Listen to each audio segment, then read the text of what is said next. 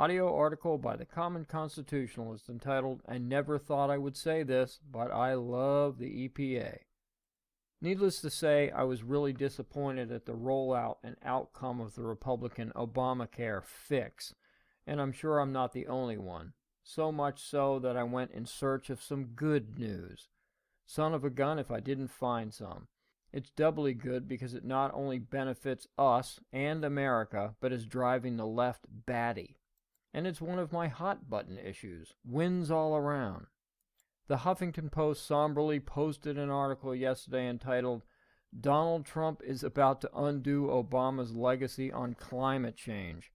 From the left's point of view, the subtitle, "The White House plans to scrap a rule on power plant emissions kneecapping participation in the Paris Climate Accord," is equally sobering. Ain't it grand?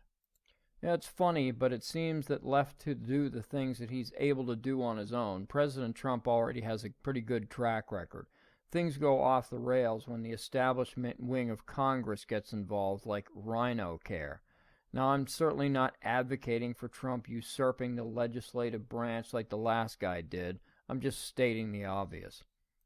HuffPo writes that, quote, in an interview on ABC's This Week, Pruitt, that's the new EPA secretary, said that the order will be called the Energy Independence Executive Order.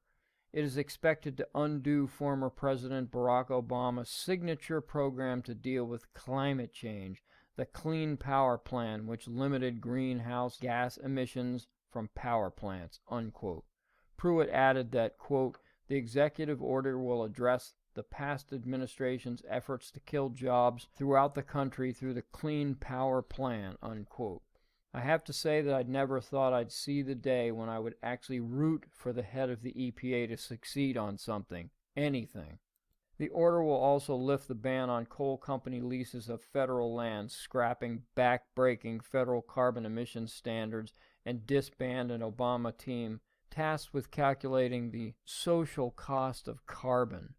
Now, can you imagine how spastic the global warming weenies at the Sierra Club, Greenpeace, and 350.org must be at this news? I would love to be a fly on the wall at their next meeting.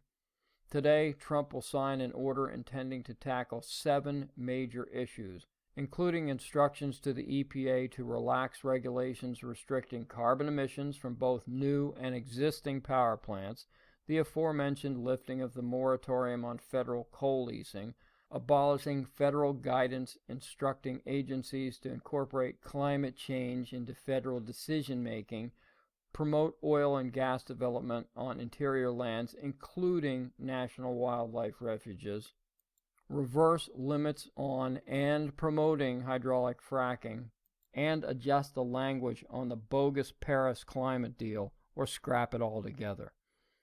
I'm not sure that even we realize what a boon this will be to domestic energy and our independence, not to mention creating about a gazillion jobs. This is like conservative porn. Put on some Barry White.